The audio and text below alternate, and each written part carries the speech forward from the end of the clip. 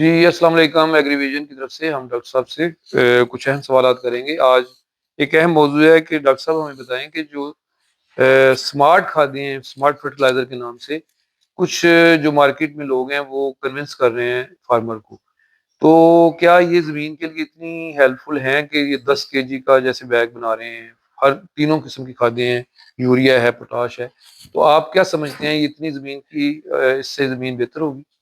अच्छा, ये बड़ा ही इम्पोर्टेंट क्वेश्चन है। ये जुल्म हो रहा है मार्केट में। हर बंदा जो है ना, जिसका सब्जेक्ट सॉइल साइंस फर्टिलाइजर की बैकग्राउंड सॉइल हेल्थ का है या नहीं है, हर कंपनी का, हर मिल का वो रेलेवेंट बंदा है या नहीं है, फर्टिलाइजर के अलावा हर बंदा वो खादों में एक्सपर्ट बना फिरता है। इससे ज्यादा पिटी या जुल्म की इंतहा क्या हो सकती है? Fauji fertilizer, Engro fertilizer, Fatima fertilizer या बाकी जो इंपोर्टर हैं उनकी तो चलो बात करें कि वो जो भी फर्टिलाइजर दे रहे हैं वो तो क्रॉप का न्यूट्रिएंट है। एक बंदा ऐसे जो, अब हम क्या बात करें कि वो तेल निकालने वाला बंदा, सोशल मीडिया पे ऐसा बंदा जिन्होंने कभी फील्ड में ना गया, को देखा ना हो कोई ऐसी चीज, तो बेशुमार किस्म के ये शुगर वाले इतने सारे लोग जो है ना, हर बंदा अब सोशल मीडिया पे साइंटिस्ट बना है और वो जनाब दावे कर रहा है कि जी यूरिया, डीएपी और पोटाश जो है ना वो रवायती खादें हो गई हैं और इनके नए वर्जन आ गए हैं जो क्लाइमेट चेंज के हिसाब से फसलों की पैदावार बढ़ाएंगे। हालांकि ये सारी चीजें जमीन की तबाही है और फार्मर क्या अखराजात में इजाफा है, क्योंकि ये सारे जो है ना वो केमिकल बेस्ड है। अब यूरिया की बात करें, लोग कहते हैं जी यूरिया, कन्वेंशनल यूरिया जो है ना उसकी एफिशिएंसी कैसे बढ़ानी है। इसमें कोई शक नहीं है कि यूरिया जो है ना कन्वेंशनल बहुत सस्ता है। सारी दुनिया से पाकिस्तान में यूरिया सस्ता है।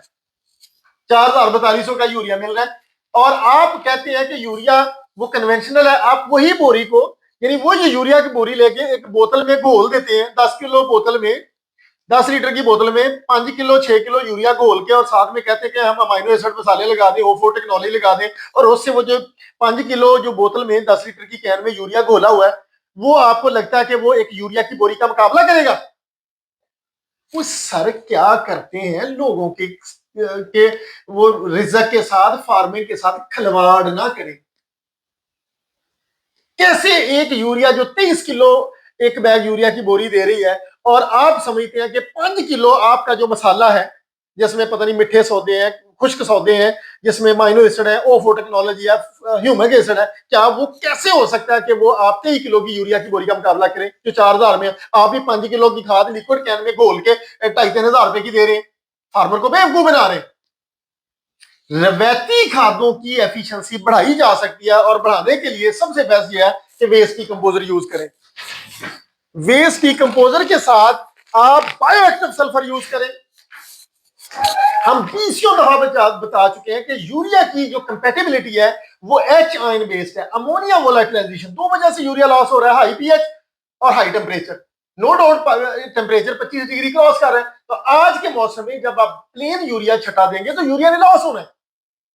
तो इस यूरिया के लॉस को बचाना है तो इसके बायोसल्फर कोट करते हैं। बायोसल्फर आप में एच आयन है, वो एच आयन आपके यूरिया को अमोनिया वोलेटिलाइजेशन से रोके अमोनियम आयन में कन्वर्ट करेंगे, जो कि सॉइल में हाई पीएच जमीनों में बेहतरीन नाइट्रोजन का सोर्स है, आपकी फसल लेगी।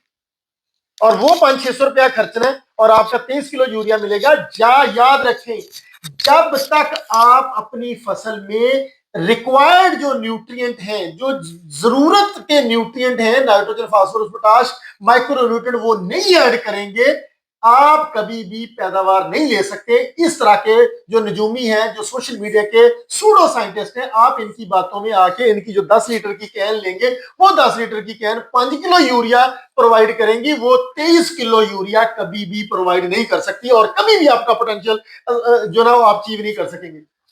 फास्फोरस का ले लेना, तो 10 किलो फास्फोरस है, लिक्विड आ गई जो 44 फलान 12 44, ये लटरम बटरम, ये भी हो ही नहीं सकता कि आप एक बैग डीएपी डाल दें, उस डीएपी को वेस्ट डिकम्पोजर से यूज करवा रहे हैं, आप फास्फोरस सॉल्युबलाइजर बैक्टीरिया यूज कर रहे हैं, आप यूनी ब्लैक गोल्ड यूज कर रहे हैं, आप उसमें कोई भी अच्छी गली सड़ी अच्छी क्वालिटी की रूढ़ी उसको मल देते हैं, फिर भी उस डीएपी की एफिशिएंसी बेहतर होगी।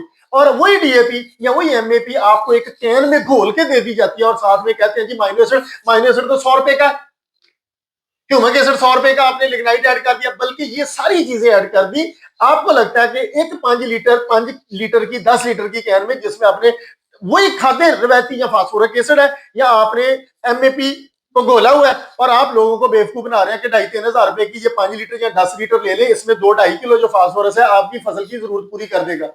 सोचिएगा भी नहीं।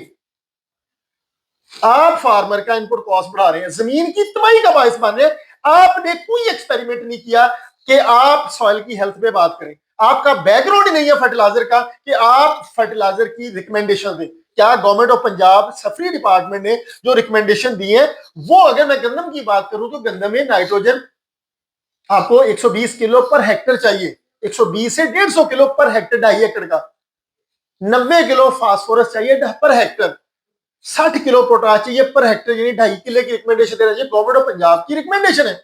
आप गवर्नमेंट ऑफ पंजाब की रिकमेंडेशन कैसे कैसे चैलेंज कर सकते हैं? हाँ, आप लोगों को फर्टिलाइजर यूज एफिशिएंसी को बेहतर बनाने की तरकीब दे सकते हैं। आप वही खादों को एक कैनों में घोल के लोगों को कैसे बेवकूफ बना सकते हैं?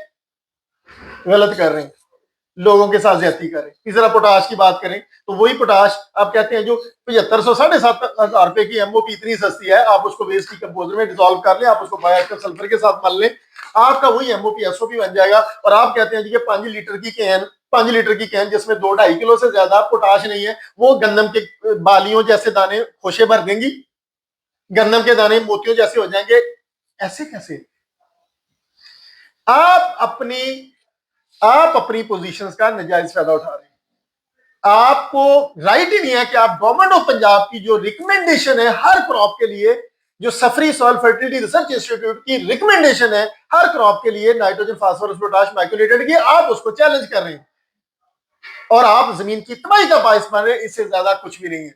खुदारा फार्मर के हाल पे रहम करें, खाएं, और उसकी प्रोडक्शन जो है ना वो बढ़ाने के लिए कोई पॉजिटिव चीज लेके आए। इस तरह के शोशे, इस तरह के सोल्यूशन जो है ना वो क्लाइमेट चेंज को टैकल नहीं कर सकेंगे, फार्मर के इनपुट कॉस्ट को कंट्रोल नहीं कर सकेंगे, ना इसकी पैदावार बढ़ाएंगे। ये फार्मर की तबाही है, जमीनों की तबाही है, और कुछ नहीं है। Thank you.